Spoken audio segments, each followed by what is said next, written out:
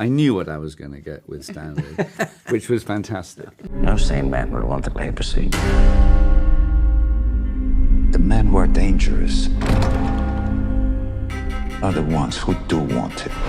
My first contact with the film was Tessa Ross, my producer, a wonderful producer with the biggest heart you can imagine, who called me and said, like, Edward, I think I've got a good script for you. And I said, well, who wrote it? And she said, Peter Strawn. And I said, send it, please. I'm going to read it overnight. Because Peter Strawn is, for me, the best screenwriter I know. Whenever I read a script of his, I always felt like, I wish I had done that movie. Because he's wonderful in terms of creating a page-turning plot, but also he always infuses his scripts with something deeper, like a second layer, a meaning of why we're making this movie, what it's all about. I had read the book prior, like about 4 years ago, or something, whenever it came out, and just thought it was beautiful. I love Robert Harris's novels. And then the script came my way, and I thought, oh, well, that's even better. So I was very excited. And then him and her, and well, what the timing of everything was, I don't know. All I knew was it was Edward, these two, and John, and I thought, well, how do you just not do that? I loved it. It read like a thriller, like a political thriller, except they're not politicians, they're cardinals. And I love the role of Lawrence, who is, in the book he's Italian, he's called Cardinal Lamelli, but we made him Lawrence. But the attraction of the role was a sort of George Smiley-esque figure, sort of a sly, or actually no, sort of indirect investigator of things that occur, and the primary target, I suppose, is who's worthy to be Pope. For me, the same reasons, of course, working with all of them and Edward, but also I was attracted. My character represents something common in women's society, that sometimes they have a role that is not as dominant as men, but they have a lot of authority. Of course, in the Catholic Church, that is much more emphasized. But I went to nun school, and I know that sometimes the nun at my school seemed to me to have more authority than even the mothers of some of my friends, who seemed more repressed. I can't say that of my mom. She was Ingrid Bergman, so she was. But generally, mothers looked more submissive than nuns to me. And so I used that, what I witnessed as a child, to express Sister Agnes, who expresses authority without speaking. Although we sisters are supposed to be invisible, God has nevertheless given us eyes and ears. Rafe has a speech about halfway or 30 minutes in the movie about doubt and about uncertainty and embracing it. And I remember having many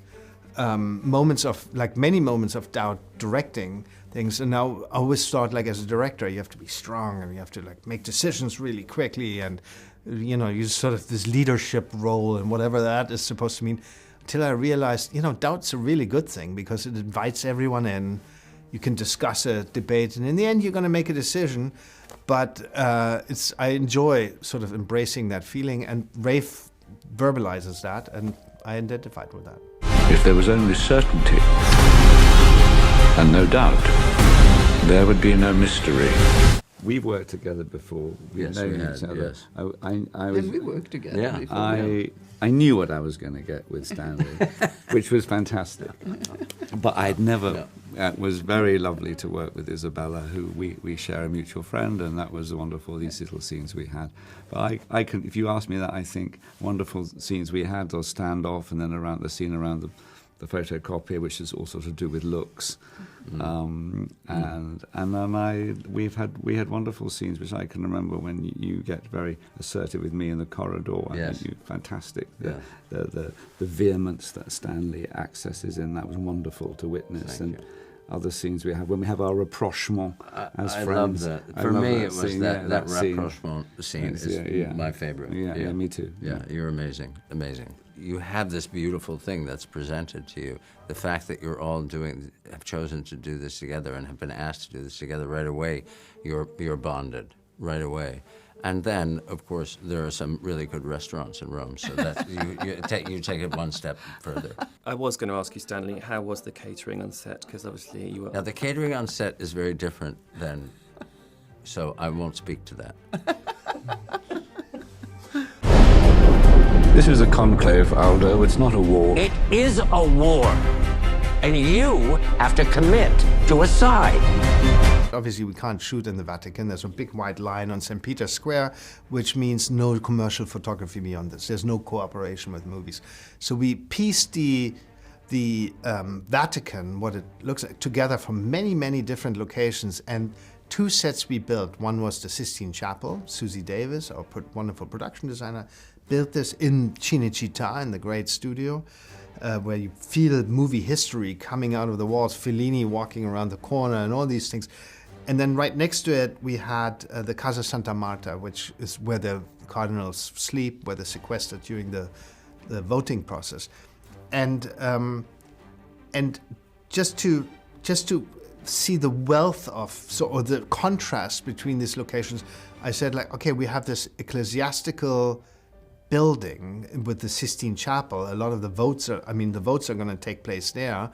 And the Vatican is obviously a lot of its ecclesiastical. Why don't we build a contrast and have a really dark, sort of marble, cold place with the Casa Santa Marta, also to accentuate the claustrophobia. When you close the doors in those rooms, there's kind of a little whoosh that goes, and all the air gets sucked out of the room, and all you hear is the hum of the neon lights. I do believe that the actual ritual of voting and the signing of the slips and the putting it in the thing into the urn, and then the sort of abacus of all those little balls they put to remind who has voted. I think that is all quite well researched and known.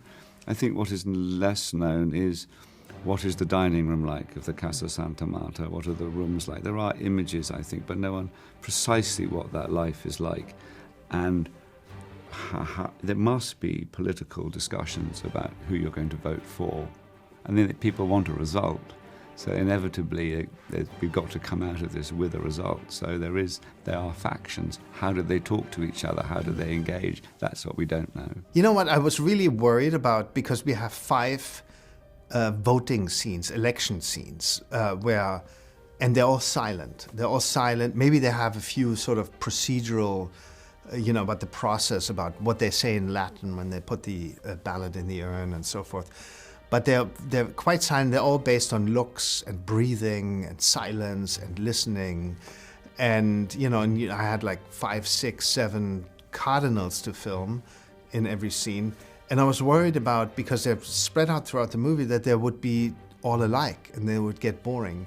So I really storyboarded them and planned them and shot them very precisely. If you put the storyboard up next to the edited final, it's actually the same. It's kind of the way we planned it, and then it magically worked. Yeah, but and to make them all feel different, I had to make sure, like, I needed to sort of put a lot of thought and planning into it, and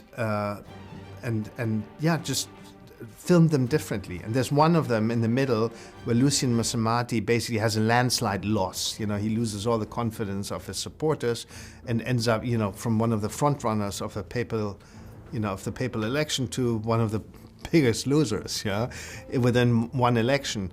And we filmed that empty, basically. And I remember sort of just having that idea fairly late and thinking, like, wait, we have this, 5 times, we're showing it full of cardinals. Why don't we show Lucian by himself among these seats, just to, very simply to show his empty loneliness, and that sort of accentuates this loss.